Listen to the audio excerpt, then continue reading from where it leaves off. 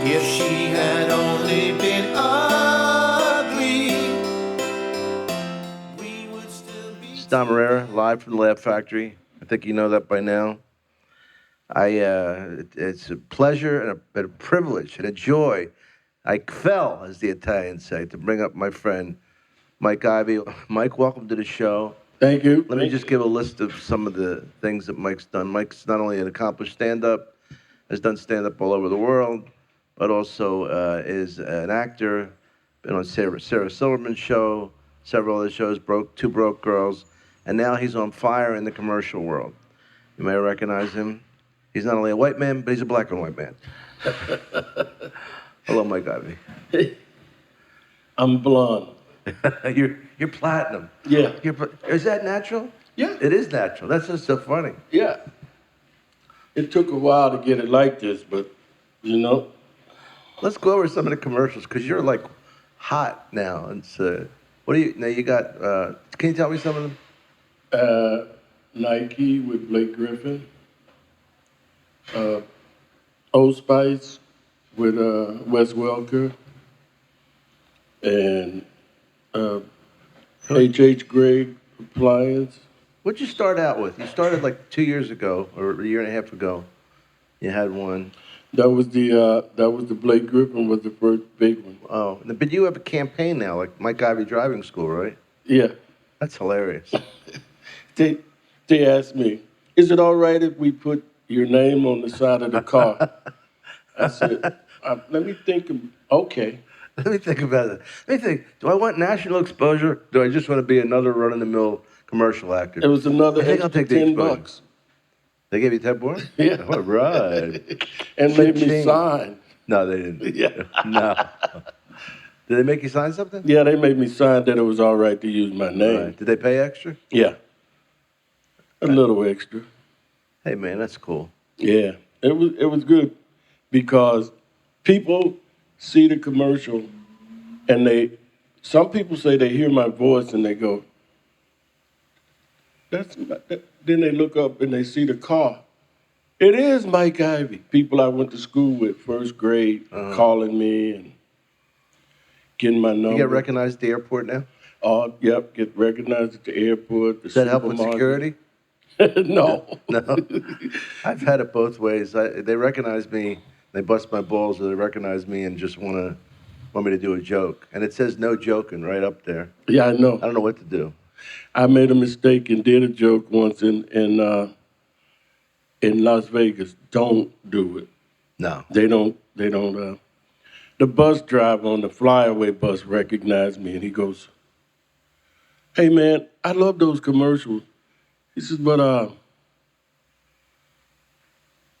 what's up with the kid with the southern accent and nobody else has an accent?" I said, "His father's a hamster." Don't you get it? The whole thing's a joke. Right. If the father's a hamster, the kid can have a southern accent, right? I know. I was in, remember that movie Barnyard I was in? Yeah. Okay, so the male, I guess the male are steers, right? Roosters? No. Yeah, the cows. Cows yeah, are steers. the female and the males are steers. So even the steers had udders, right? And people are calling me up and go, the movie was funny, but the steers had udders. I go, but didn't the fact that animals stood up on their hind legs and spoke perfect English, that didn't throw you? It was the udders. Yeah, it's like somebody used to have a joke like that about the Wizard of Oz. So this is where it loses credibility. Yeah, right here. Right here. After a girl's house was tossed into the sky, landed on another planet or asteroid. Wherever the heck it was. It was Oz. Yes. What was the planet called? I don't know. I think it was just the land of Oz. Oh, okay. And then Oz was the capital. Yeah. Like Mork from Ork. Mork from Mork? Mork from Ork. Oh, what, was he from Ork? Yeah, he was from Ork. Oh, fuck, by the way, Mike has one of the best memories I've ever seen. Remembers every fucking thing, so never cross him, because he's crazy. He'll come and get you. I remember. You do have a good man. Now, tell me about your background, Mike, because it's very weird to interview you for me, because I know you so well, but I want people to know you're originally from Mississippi. Yep, I grew up in a little town called West Point. I was born in Starkville, which is where Mississippi State University is, about 20 miles away from where I grew up. No, they just had a thing on ESPN about Mississippi State. The basketball game? No, the football coach, was he the first black coach? Yeah, the first black coach in the SEC, Oh, okay. Sylvester Crooms. Yeah, I didn't know that. I just saw that the other day. Yeah, and also he was the first black coach fired. First black hired, first black fired. Yeah. Welcome to the club. Yeah. Now you're officially a member of the coaching fraternity. The interesting story about him, he went to Alabama. He was the first black recruited by Bear Bryant. You know, Bear Bryant. Oh, he was the guy? He was the guy. Oh, Bear Bryant went to George Wallace and said, "Look, if we're gonna compete on a national level, we gotta have black athletes. We can't." I would say it's a wise decision. Yeah, we can't. Seems to have worked out. We can't catch them. They like yell at us, then they run. So he said, so they got Crooms from a little town in Alabama. He became All-American, and What'd he play? he was I think he was a lineman. I think he was an offensive lineman, or maybe a linebacker.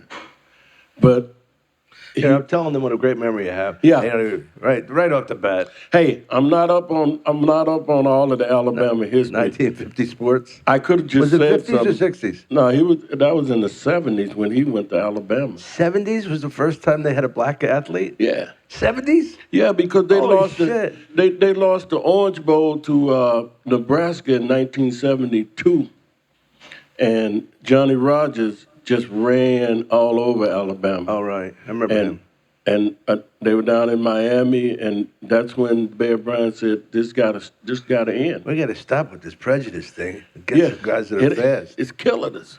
And you know, Bear Bryant grew up in a little place in Arkansas, in a little bitty town, and most of his friends were black guys. He grew up with black people his whole life. Oh, did he? Yeah. So the whole Thank you, my brother. My producer.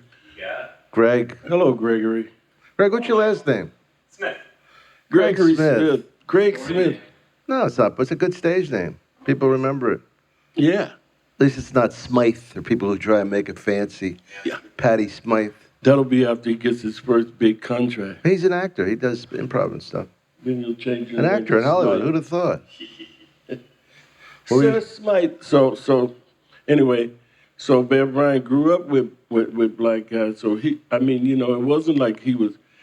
That's the story of the South. A lot of the people they're not known as being prejudiced, but they do live in that world, and they do stay on the side of the fence they think they should stay on. They don't mix it up. So anyway, Sylvester Crooms went to Alabama, and then when Alabama needed a coach, he was an assistant at Alabama, and they wanted Alabama. That would have been great if he could have been the first black coach in the SEC coaching at Alabama, where he went to school and all that. But Alabama wasn't ready for that. Who played at Mississippi State? They had a couple of football players. I know that They had a lineman. Eli played at Mississippi, right? Eli played at Mississippi. Okay. They had a lineman whose last name was Bobo. Bobo? Yeah, he's from a big family in my hometown. He actually played with the Baltimore Ravens when they won the Super Bowl. Wow. Now, as long as I've known you, I've never asked you this, because that really came up. Were you there when they had separate water fountains and all that? Of course, You remember that? I remember that. Holy shit. Isn't that fucking I mean, amazing? you know, it's like Imagine Michael Jordan going to the colored water. Was it colored in those days? Yeah. Or Negro? it was colored, Colored? mostly colored. Uh-huh. You know, you stumble on a Negro every now and then, but most of the time it was colored. And I remember going to the Woolworth store, and there would be like a water fountain, Isn't like that a nice I water didn't- fountain. I didn't know you the went water through was that. cold. Really? Yeah, and then in the back, there was like this thing with like the ones you had in grade school, where you Where you had to put your mouth. yeah, where you at had to close? go down there, like, yeah, it was like that. The bathrooms was, if there was a bathroom, was the same. And then the courthouse. Now here's the thing that I'll never forget. No matter what happens, and I mean I know there's been a lot of changes in the world, but to have seen the things I see, it makes change seem really slow. Black people had to walk into the back door of the courthouse. You couldn't go we couldn't walk into the front of the courthouse. No, Now, I can understand that. you think you're gonna get justice? Wow. You had to go to the back door of the courthouse. And I actually, I saw that. Well, we've had discussions about this kind of stuff, and whatever the show leads, it leads. But the impact it has on me to know that you went through that is incredible, because I don't know that world. I just see it in black and white film with George Governor Wallace standing in front of the where was that, University of Alabama? Yeah. Over my dead body. Just the fact that you went through that, it's amazing because you integrate so well into every situation, and you never seem to carry that anger. We all have anger, and we all have things that we went through, but you assimilated it to any situation I've ever seen you. It doesn't help anything to like be angry.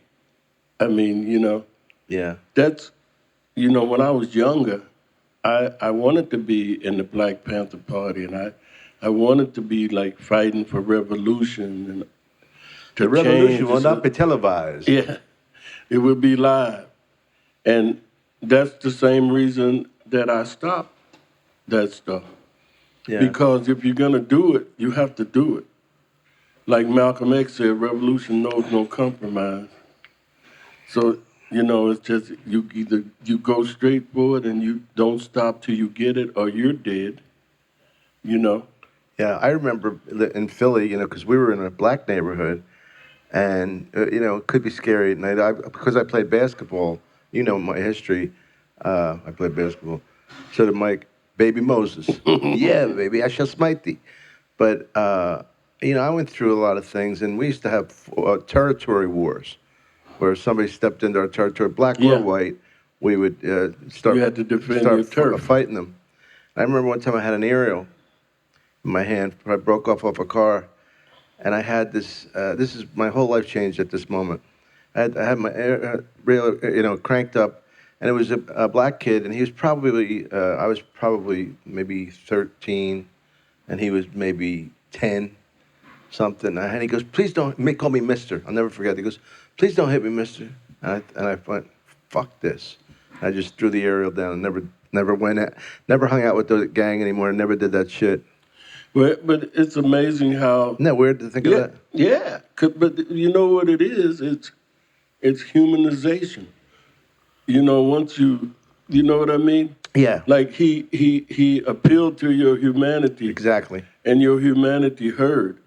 I mean, just think about the people whose humanity was appealed to, and they were so into what they were doing that they had to do it. Yeah. I mean, like I don't want to get too down in that stuff, but Get whatever you want. recently, That's why we call it time of rare life. 1964, when the civil rights workers were killed in Philadelphia, The ones in Mississippi burning? Yeah. That guy, those The guys? guys that they They kind of drove- immortalized in that movie. Yeah. That was like 40 miles from where I live. Wow. I mean, it was like right there. It wasn't like, and I remember when I was a kid, I really was just a kid. We weren't thinking about stuff like civil rights and marching and doing all this stuff because, my parents weren't like into that. They weren't into like the outward fight thing. We went to church every Sunday, all this stuff. But I remember my mom telling us some days that we couldn't go out at night because the Klan was riding. All You ever this kind see of anybody stuff. dressed as a Klan? I've seen crosses burn like less than a quarter mile from my house. Big. What does a cross burning symbolize? I never got that. I don't get it either. I mean, it's like, we're Christians. Let's burn the cross. Yeah.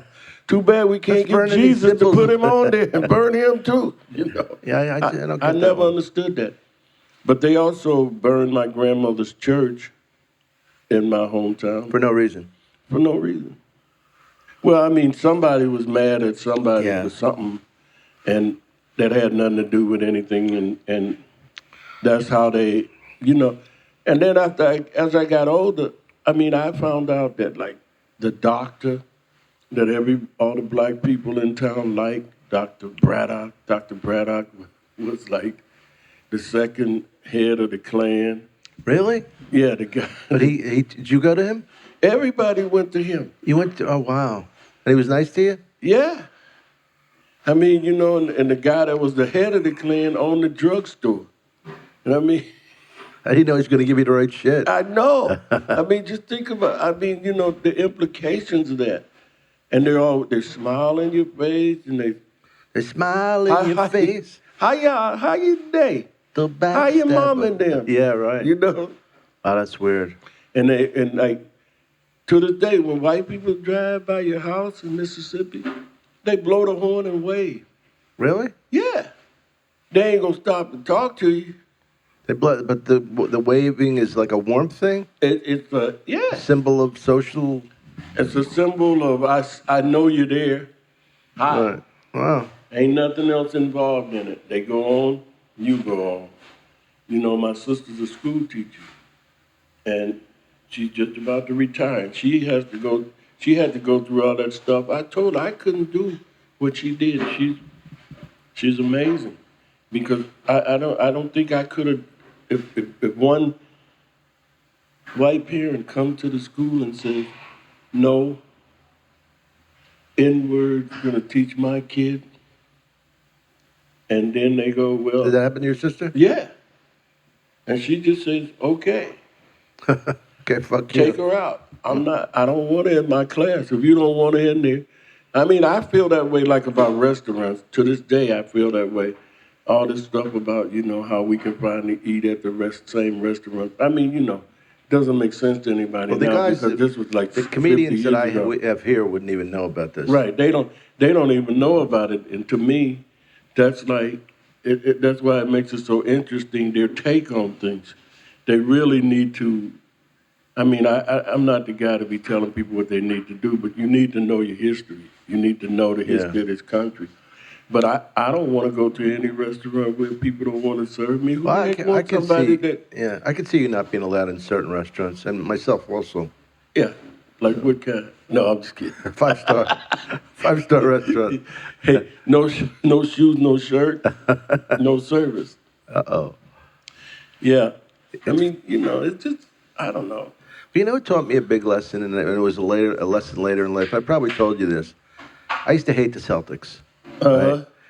And because they beat the Sixers all the time. I hated fucking Boston. I hated Boston fans. I hated everything about Boston.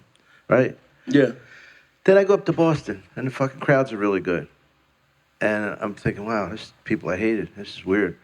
And then I'm watching Magic shoot the baby hook shot, beating over McHale at the time. And I'm the only one, and nobody knows I'm a Laker fan. And I'm down there, and these people are all like upset.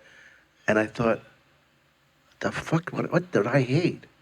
Do you know what I mean? I hated the Celtics. I don't even know what I hated. I was part of my jealousy. It was part of, look, that little moment just helped me grow up a little, you know? Well, yeah, I do. And I mean, you're the one who always says, like when we have our sports conversations, sometimes baby arguments, you go, well, I'm a fan, so I'm allowed to be irrational. You know, I'm not as much like that lately. I know, because you mature and you realize, I mean, you know, like a while back, you realize people don't play for the Yankees or the Red Sox anymore. They play for the money. But once I saw Roger Clemens in a Yankee uniform, all bets were off. Yeah. John Heyman, remember John Heyman? Yeah. And he was going, I fucking hate the Dodgers. Fuck the Dodgers. I fucking hate them. No, but what is it you hate? He had no answer. I just hate them. Oh, all right. That's a good Yeah, way. that's a good one. Good way to live life. That's Heyman. The Dodgers was just on the list. Yeah, right. The list of hate. The list of shit he hated. So, Mike, in your career, like, what are some of the ups and downs? Well, You got to be flying high lately. yeah, It's got to feel good. it feels good. Everybody thinks you're fucking loaded now, by the way. Yeah, I know. They think you should be buying a mansion in Malibu and giving the rest to charity. I'm just gonna buy a nice house somewhere, Oh, good. and I'm gonna keep the rest to try to live off, because, you know, This is an unbelievable run you've had. it just started coming, and then it started raining, then it started pouring, then it just kept raining, Yeah. and some of the downs. Can I tell the audience one thing before you tell Yeah. me? I told him, dye your hair. I dye your hair. It's not gonna, the people that you're gonna scare the fucking college kids. Had he listened to me, probably wouldn't have gotten cast. I wanted to tell Dan Whitney to drop the Larry the Cable Guy. I'd be the worst fucking manager ever. So go ahead, tell me about the Yeah. down. I mean, like everybody. When I started doing comedy, I didn't really have any plan, except I just wanted to. You went to Amherst, right? Yeah, I went to UMass Amherst. What'd you major in? I majored in political science. I was gonna go to law school, That's why you argue so well. and I just wanted to be on stage. I just wanted to make people laugh, and I never thought about like what that was gonna be in terms of like how you're gonna make money, how you're gonna live. You gotta try to make yourself a headliner so you can get more jobs. Right. I never even thought about that kind of stuff. I just wanted to be funny. It's not a real good business plan, by the way. So, Yeah. like Don's advice to me about the hair, I wouldn't advise anybody to follow my plan.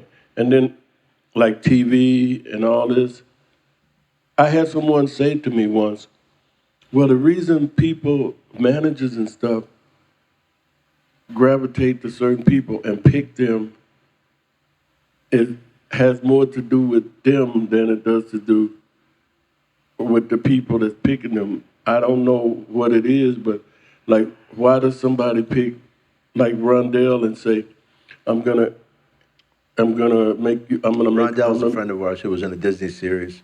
And he was in 2 series. He also had another 3 series. What's his last name?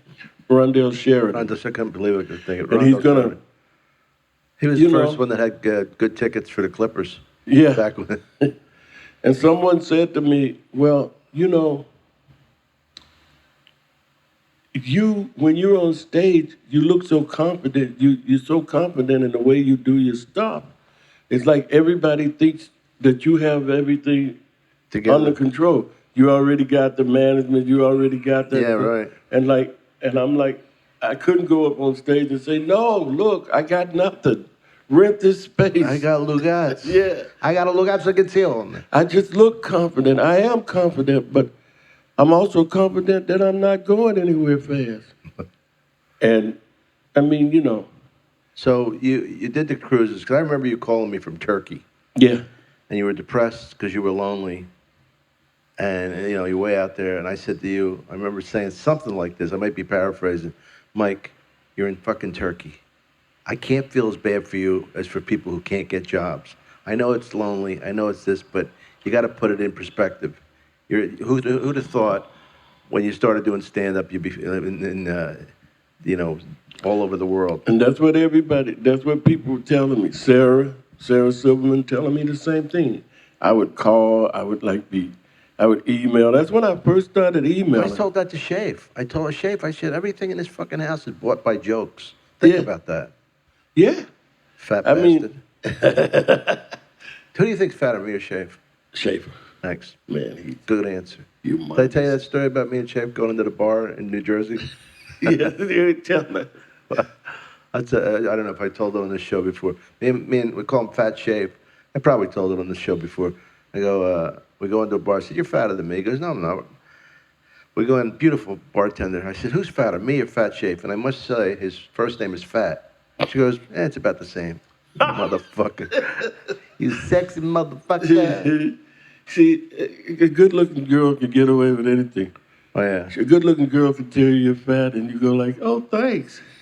And he's so cute the way your lips cute. At least pucker you're on taking an fat interest. fur. At least you're taking an interest. It's your girth that turns me on. So, I mean, the traveling. I mean, when I look back on it, it's like, God, look at the things I got to do. Look at the things you saw. I mean, For growing up in that little place in Mississippi, all over the world. probably over 60 countries. Wow. I went to everywhere in Europe. I went all the way up to St. Petersburg in Russia. And my favorite, Tahiti. 3.5 months in Tahiti. That's right, I remember that gig. Oh, my God. Didn't you have a gig also in the Bahamas for a couple months? Yeah, 3.5 months at At the Paradise Island. At the At the Atlantis? Atlantis. Were you in the big room? Yeah, And who were you in? Who were you there? I was in the big review show. Oh, right. That's It cool. was a big variety show, and That's a cool gig, huh? oh, it was a great gig, man. Please, Mike, 12 minutes, don't go over. I like that.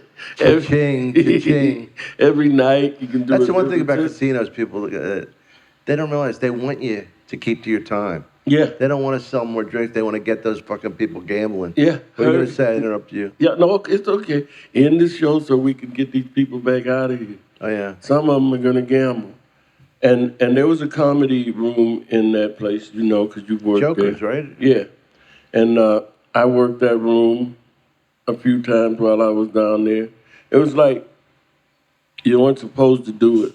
They have all these laws in the Bahamas, Oh, really? Oh my God. Yeah, they jacked me up at the airport for money because I told them I was working. Yeah. But they wanted only cash. Yeah. How fucking third world is that? That's what I'm saying. They have those kind of rules and stuff. Like, they had to have an orchestra up in the orchestra pit, but they weren't even playing. They were playing to Was a it a union track. thing? Yeah, it's a union thing. Wow. They're playing to a track. They just sit up there waving the trumpet, and the music is It's coming. a little corrupt down there, huh? Yeah. Yeah, that's also one of the banking havens. That's where you could put your money and nobody Right. can bother People you. buy real estate there, too, for tax. Yeah. Right, yeah. And if you want to, you could actually buy an island. There's over 700 islands in the Bahamian chain. Really? Yeah, David Copperfield, I think, owns an island. Yeah, people buy. Then he made it disappear. Ooh, ooh. Come on! Yeah, Give not, a but not little. as fast as his money disappeared trying to get electricity to the island. Yeah, right. You know what I'm saying? Hey, what are we gonna do for fresh water? Well, that is a problem, David. Maybe you could just make some appear. So your lowest point was the being lonely on the island? Nah, it was lower than that. I mean, to me, the lowest point was like living in LA and not working on the ships and not really knowing what I was doing, like doing comedy when I could, and I wasn't. I didn't have an agent. I wasn't. Remember the time Jamie accused you of bombing and you hadn't even done the show? Yeah, that's a great story, right? So I come here to see Dom one night at the Laugh Factory, and I walk in, and Jamie threw in one of his jokes. He goes, "Dom Irrera, bring him back whenever you can. Mike Ivy, don't ever bring him back." I'm like, "What are you talking about, Jamie?" "That's what they said at San Manuel." I said, "They did?" "My God, now they're saying stuff about people they haven't ever seen before." "What do you mean?" "I never been to San Manuel." "You haven't?" That straightened out, didn't it? Yeah. Okay. 2 weeks later, I was at San Manuel. He says, "I'm going to send you out there so you can bomb so my story can be true." That's pretty funny. Yeah. I decided not to bomb, Uh-huh. and so they sent me back again. I went there twice. We had a lot of fun over the years working West Palm So and much fun. Vegas. We used to work for Steve Sharippa from The Sopranos. Used to book the Riviera, and fucking character, like such a character. And Mike and I used to work for him, and with my ex-wife, she would be the host, and she was not the best fucking stand-up, but she had balls. Yeah. But it didn't Do you matter. remember me? She was the wife of the ugly baby on The Seinfeld. mother of the ugly baby. The She was wife of the ugly baby. Yeah. Mother. Well, nobody else would have married that baby. You see that kid? No, I never. Meanwhile, she had Jenna, who was the prettiest kid. Yeah. It was, and Sharippa, this is Sharippa. Hey, Dom, they treat you good? Everything all right? The limo pick you up? I mean, I know you don't need nothing. Because that's what you're going to get, my friend.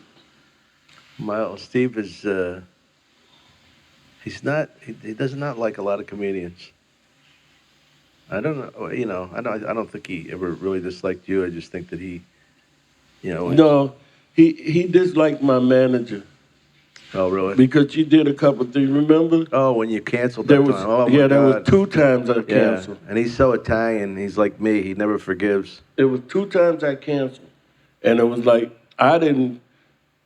this manager I had was doing all this stuff in my name that I didn't know was going on. I said, listen, I got to be back for a certain date because me and Dom are going to Vegas.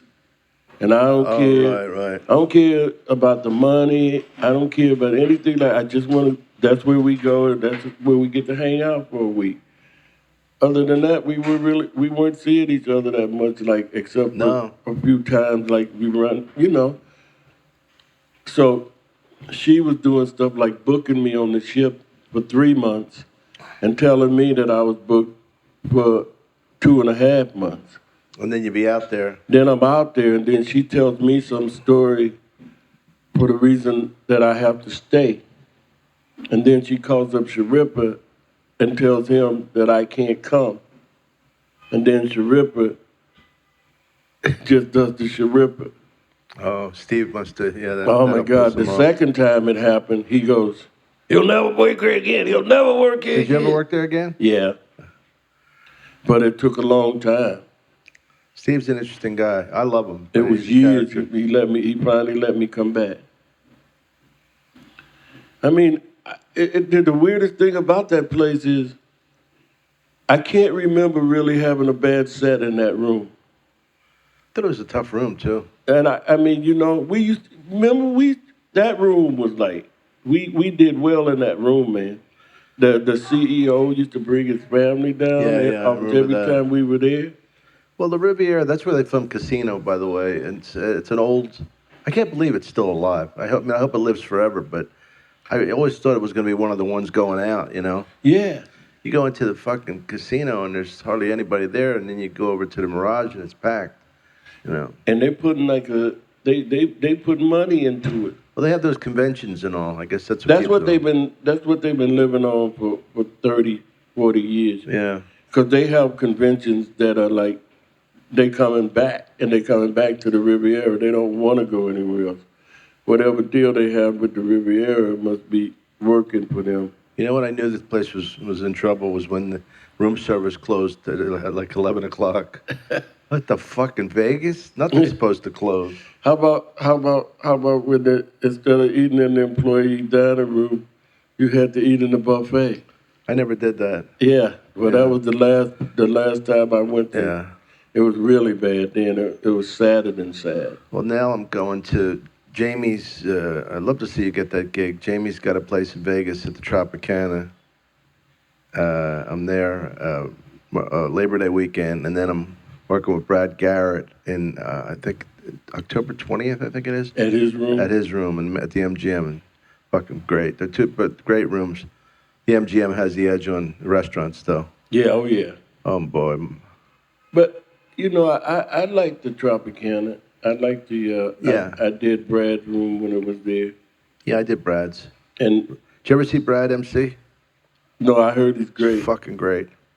Brad, talking about Brad Garrett from Everybody Loves Raymond, he owns a club in Vegas, but he also, a lot of times, at least when I'm there, he'll host, and he's fucking brutal. He's like Don Rickles without the apology. He just fucking lays into a little old lady, and he doesn't say, "Hey, you know I love you." He just fucking lays into her. Yeah. It's so much funnier without the apology. Don Rickles got me once in the resorts in Atlantic City. What'd he do? Now I'll drop a couple of names. I was with Jeff Foxworthy and this guy named Stevie Ray Frohnstein. I remember him. I think he was from Canada. He was a writer. He worked on some of the sitcoms and stuff, ultimately. And Well, I was with Stevie Ray Vaughan. yeah, No, I'm kidding. we were working a small room in the resorts. And that same week we met. I met Leno, but that's another side story. You met Leno? I met Leno that week there. The man who helped other comedians out when he had a show. That's what everybody's mad at him about. Well, they should be mad at him. But anyway, I'm not mad at him because I didn't give a fuck about the show. I like Jay, but I'm like, I still haven't seen any of those people who like are mad at him that should have been on the show. But you know what I'm saying? yeah, right. So I know. so There's anyway, two sides of the story. we're working in the room and they tell us, hey, why don't you guys want to go up and watch Don Rickles for a little while before the second show? And we said, sure. They take us up, they bring us around, and then instead of letting us sit in the back somewhere, they bring us all the way down, almost in front, towards some VIP seats. And Rickles is already on stage when we walk in. He say something at you? Yeah, he goes, he's talking already, he goes, hey, how about my opening act, huh, that Paco? What a nice guy. At least we know where the silverware is when he's on stage. He's doing stuff like Who's Paco? the opening act, the singer. He leans over to a lady in the front row, he grabs her hand and picks it up and he said, fish for dinner? So he's pretty dirty? Yeah, then he looks up and sees us coming down the aisle and he goes, uh-oh, here comes a black guy. Either that or two eyes are coming at me. And everybody. So he took the high road. Yeah. Everybody starts laughing and looking around at me to see if I'm laughing. And I'm like, it's Rickles, man. You know what I mean? Yeah, I met him at the casino, when he was filming Casino in Vegas. And you know who I met there? Remember Finest Henderson? Yeah. Finest, great act, great singer. And his godfather is Smokey Robinson. And he was also friends with Red Fox. So we got to see their shows and meet them. That was pretty cool. Yeah, that guy's got a great reputation. Who? Finest. Does he? Yeah. Oh, good, because I love him. You know, it's funny. I was on a Southwest flight coming back from Vegas, and I was having trouble with my bag, and I hear, let me get that for you. And I went, Smokey? It was fucking Smokey Robinson helping me with my bag. You surely must know Magic Girl, because you came my life. Let me get that for you. What was darling on it? Isn't that funny? I didn't realize how much taller he was than me. That's a sweet story.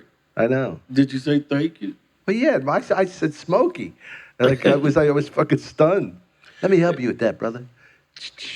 It's funny, like, you know, the thing for me now is like my girlfriend says, her mother and these people, they think I'm a star. I always thought you were gay. I had no idea you like girls. Yeah, I don't like them, but you know, I'm just with them because I couldn't find anybody else who would hurt me like they would. Oh, okay. For Speaking of Lisa, for nothing. you talk to her anymore? Let's get back into that gut-wrenching shit. Yeah, I actually saw her. I saw her picture on Facebook the other day. How's she look? Great. She was the love of your life, huh? Pretty much. You know? And I'm not going to do the same thing to you. I'm going to leave you alone on these issues. You can do whatever you want. I know I can. I ain't afraid of you, Mike Ivor. I know, but I don't choose to do these things to you like that. I'm not trying to hurt you. I know you. Just busting your balls. I know you are. I'm just fucking. I liked her. But you know what? You know how you really hurt the guy is by saying how great she was. Yeah. That's the most painful thing. You know, when you lost her, You lost your whole Man, world. did you lose it? You lost your milk That's gotta hurt. It must eat at you every day, huh? a That little bit. you lost somebody like that. She was 1 in a billion, not 1 in a million. Thanks. Do you mind if I get her phone number? Just to check up on her? Yeah. Well, that was tried. That was tried by a lot of guys who like, Really? yeah. See, I wouldn't do that. And I know you would say you would make sure she wouldn't say anything to me. That's what I like about you, Tom. No, I would never. I can't do that. Like, there's a waitress here who I like, but she used to go out with a comedian, and I know him. And I know him too well to even try. And I don't even know, not that she would, but I don't even give it a shot. You I know? got a feeling she would, Tom. Well, how could she resist the I'm Irrera saying, you weapon? supple little hunk. Thank you, Mike. Who's gonna leave that laying? Come here, come here. Come here, you little bitch. Yeah. I mean, you know, yeah, you can look back and things and, I mean, the weird thing is like I can look back and I can think that I did something wrong, but when I really think about it, I really didn't.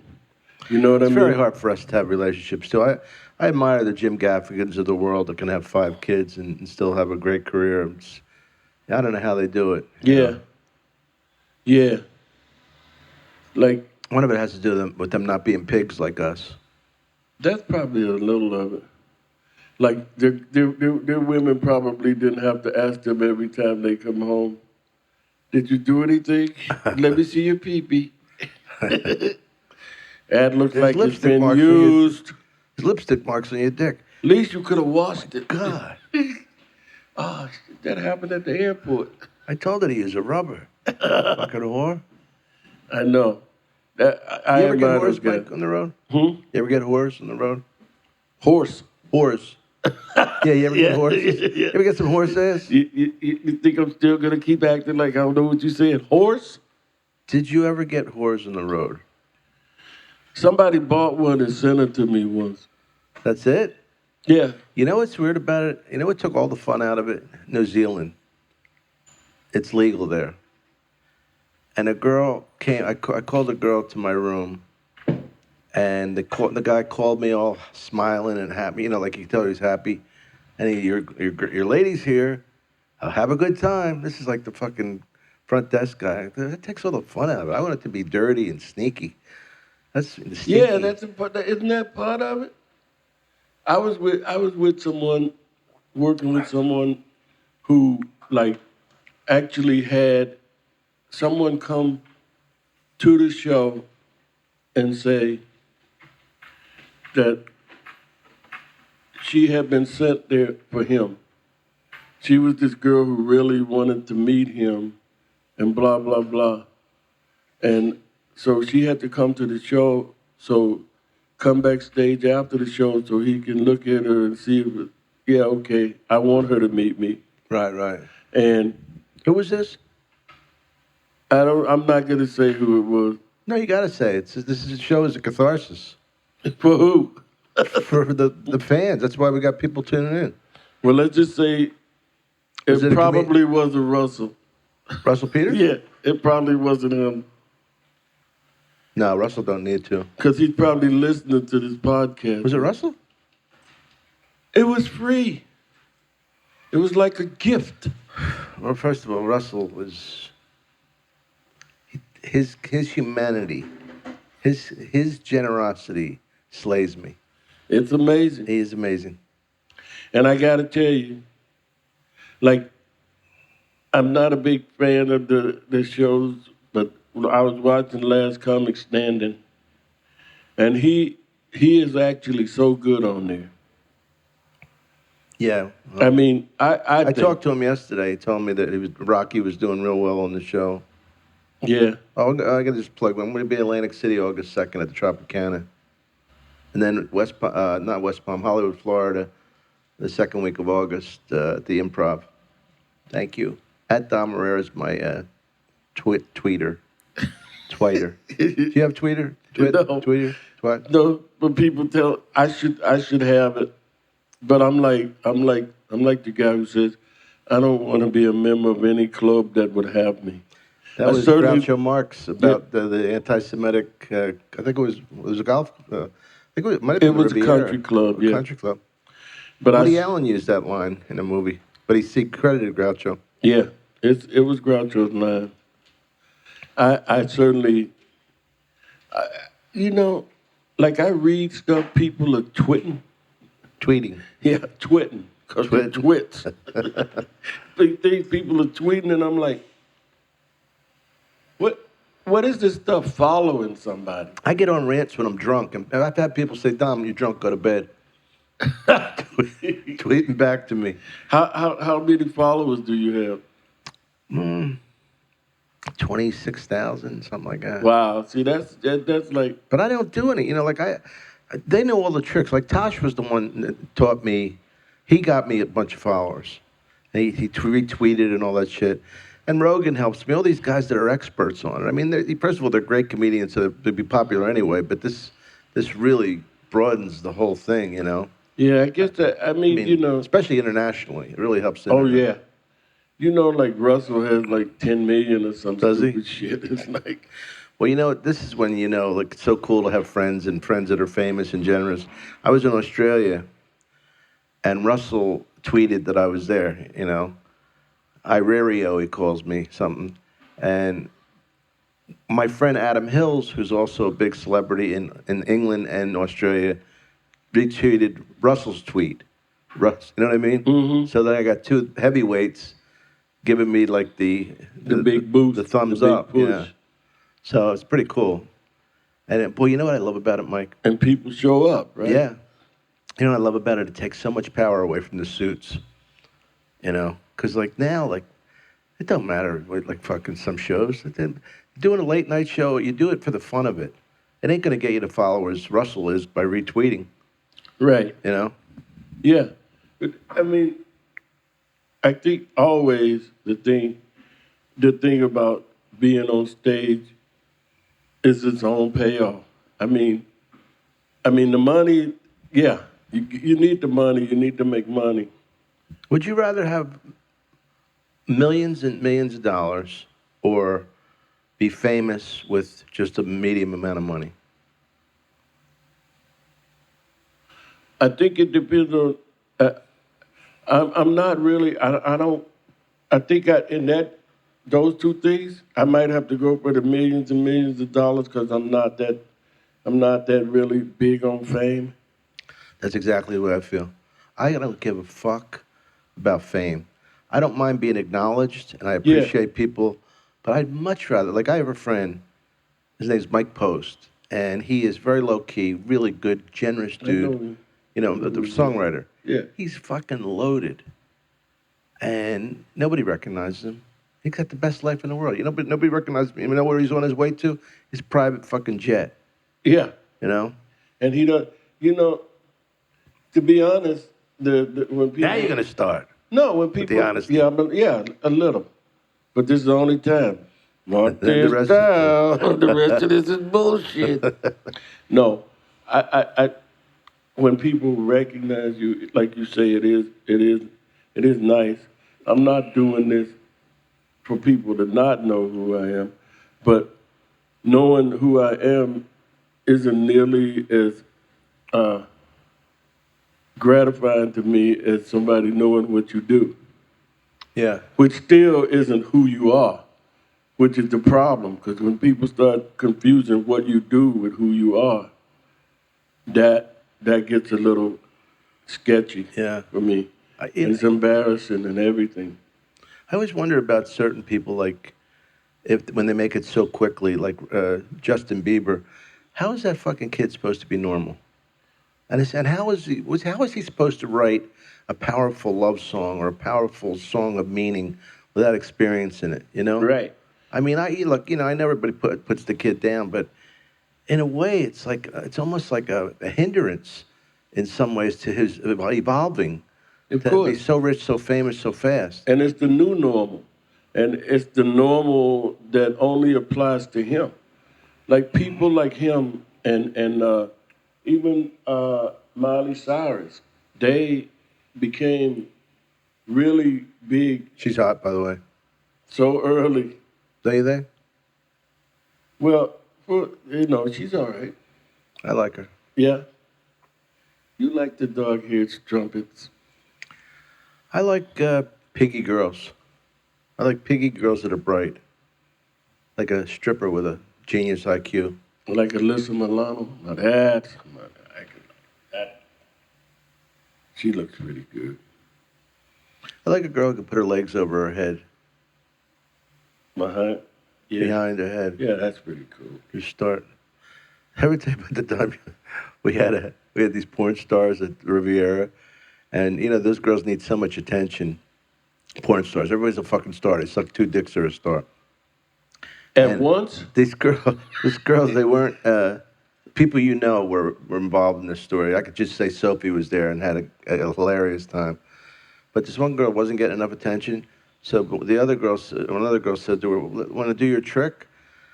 Her trick was, like the casing of a cigar. Mm-hmm. She would jam that inside of her and like pop it out, like really, and she And take the outside cover off the cigar? No. The cigar wasn't in there, but she would put the thing in her, and she laid on the piano, her legs up in the air, boom. She fucking shot, but she shot it out so fucking hard it hurt her girlfriend, which made it the funniest thing. She goes, she puts it in there, she pulls back her twat. Boom! She fucking fires it, hits her right, and she goes, fuck! And they go, "Are you okay?" And like, how do you explain what happened? You know what happened? The typical thing. She had the cigar covering in her twat. She jammed it up. She take it to the doctor, the hospital, emergency room. How did this happen? It doesn't matter. No, we need to know for our record. We have to write something down. Let's just say it was a pussy shooting, not accident. A twat shooting. Well, I went upstairs, and a friend of mine gave me, the pass thing to go up, and one girl was peeing on another. That was the beginning of it, right? So I thought, It's got to be down here from there. where's this gonna go? I wonder what the plot is.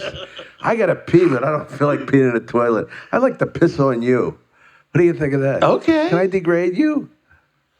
Yeah, but not that easy. Just peeing on me ain't going to degrade me. I like that. That's what these girls are saying. You remember the girls in the Crazy Girls? That was. Yeah, they hardly ever talk to us though. Did you I talk went to out with one of them. Did you really? Did you fuck her? Yeah. You fucked a crazy girl? Yeah. She was crazy. John Caponera used to do a bit about your crazy girl. She was crazy. She would like fucking shit on the drapes and run around like a fucking monkey. See, you know, like that statue in front of the Riviera Yeah. in bronze with the girl's booty. Oh yeah. That was her? Second one from the left. Really? No. Are you serious? Yes. How was she? She was good, but you know what happened? When I first started talking to her, it was like really weird because one of the other girls came up to me and told me that somebody wanted to meet me, and it was her. And the next day we went. She was going to meet me for lunch, but at lunchtime she came and she took me to a gym. Somebody was playing basketball. Really? And I was fatter than I am now. She wanted to see if I was going to have a heart attack, I guess. We shot basket for a little while. Then we went to a restaurant. Then we went to a restaurant and had lunch. Uh-huh. And then, Why didn't you tell me this? Well, how come I don't know this? I don't know. Because I don't like the way this smells. I don't it smells good. Of secrecy. I don't tell everything. I do. No, you don't. Not even close. I know. Some things you just I have women's clothes under this outfit. No. Yes. Oh my God. You think you know a person. Huh? Hmm? Wait a minute. We would make 2 of the ugliest fucking women ever. Cross dressers. Remember when Sergio talking about wanting to do a series with me and you, and we were going to be like a gay couple, and we were going to get married. Sergio from the Improv in New York? Yeah, when we did Gotham. Sergio was the guy who landed in Shea Stadium. During the 1986 World Series. He parachuted, right? Yeah. He dove in there. But anyway, he wanted to do this thing. But we used to always talk about that, what if 2 guys got married just to save on taxes? Oh yeah, I did that on Dr. Katz about Miss Gilbert. Yeah, Why can't I be comfortable with a nice Jewish lawyer? right? You have to be gay. I don't even have to live in the same house with him. It's just paper. We would encourage him to cheat on me. Cheat on me. That was nice of Mitch to call me not too long ago. Yeah. Well, everybody's happy for you, Mike. Everybody's glad to see you hitting it. It's Must fun. feel good. It's like, it's really gratifying. I told you the other night, I've never seen anybody get hot in this business and everybody was happy for them. To me, Isn't that nice? Yeah, it is. It's like really gratifying. It's like all these people from from the Improv in New York. Remember that waitress Joanne, a blonde girl that used to be on Broadway? She goes, I'm at the movies to see Jersey Boys, and guess what I saw up on the big screen? They showed that in. They showed this commercial at the movies. Jeez. Man. And now they got a poster with just me, not the whole family. It's just me. Oh, that's Standing there great. going, Grandpa for the phone. Now I got to ask you: did the checks come directly to you? Or they go to the agent first, They always go to the agent.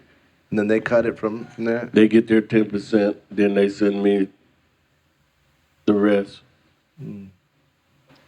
after taxes. They take their 10% off the gross. And you got any new ones coming up, or Yep, I have. what should we watch for? There's like at least 3 more of these family commercials. One of them I'll be in the gym boxing. Oh, really? Yeah, I'm hitting the heavy Can bag. you box? A little. But Mike's a really good baseball player, by the way. yeah, I played in college. And another one, and in the boxing one, they might superimpose my head onto this really built guy's body. There's this, they went into trades and You told me about yeah, that. looking for a guy my height. They say the hair doesn't have to match. So he has like dark hair on his chest, and white hair on it. No, he's like a linebacker, man. He's from Philly. Oh yeah. Name is Calvin. And You met the guy. oh yeah, we worked together. I had to do the same thing he did, hitting the bag. Oh, okay. So it looked alike. Right. And they meshed it up. They put all these things on so they could. And they gave. I have a picture of my head on his body. It's hilarious. You gotta show it to me. Yeah, it's hilarious. Well, Michael James Ivey, you've come a long way from that dirty water fountain in the back of the store, and I'm very proud of you, brother. Love you. Hey, Thanks for coming on the show. wait a minute. What? We're done? Well, go ahead. No, I mean, I didn't even look. I didn't look at my watch. I like to keep them around an hour so people know that what they're going to see, and I'm a sprinter more than a long distance guy. I hear you. If you got anything else you want to say, do it. No, I just Or come on again in 6 months. No, I'd like to thank you for having me. I appreciate it. Are you going to be out on the road at all, or just working It wasn't in town? that hard. Got anything to plug? I'm working in a movie called Road Rage, shooting in Georgia in August. And I'm working on a web series in LA, Donut Shop. What's that about? A donut shop. Oh, Which is weird because I did the I watermelon. thought it was like, And it wasn't about watermelon. oh yeah, Watermelon Man or something? No, it was just watermelon. The watermelon. Who was in that? Cedric? No, this was the guy that's directing this movie, Road Rage, and Road Rage is gonna be his first big feature because he got back in and everything. So, but the donut shop is about a donut shop over in South Central somewhere, and I'm supposed to do a pilot in New York. I'm supposed to play like a minister. I think Ben Stiller's sister is going to be in this. Anyway, don't DVR the commercials. Yeah, For a forget change. about my other part of my career. That's going to be really big, I'm telling Well, I you. hope we work together soon, Mike. I would love to. And I will be, once again, at the Tropicana August 2nd, and the following week at the Hollywood Improv, which is one of the nicest clubs in the country. August 2nd, just one day? It's 2,000 people. Ain't that big an act. Oh, okay. Well, Why, what about it? I guess you can muddle through. See you next time. Thank you. Each time that I think of you, I get distracted by something more interesting.